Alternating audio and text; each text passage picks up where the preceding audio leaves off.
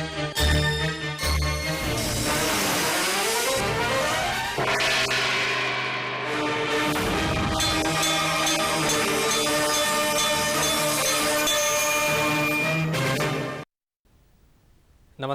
ఘంటారావానికి స్వాగతం. ముందుగా ప్రధానాంశాలు.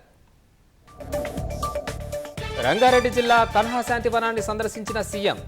బ్యాటరీ వాహనంపై తిరిగి ప్రత్యేకతలు తెలుసుకున్న రేవంత్ రెడ్డి.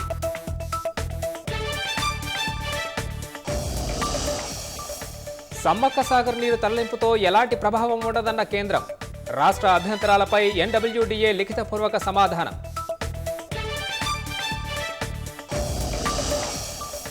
రేపు మన్మోహన్ సింగ్ కు నివాళి అర్పించనున్న శాసనసభ. ఏర్పాట్లను పరిశీలించిన మంత్రి శ్రీధరబాబు, స్పీకర్ గడ్డం ప్రసాద్.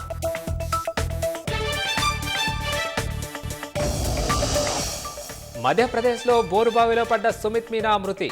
16 గంటల పాటు శ్రమించినా ఫలించని కృషి.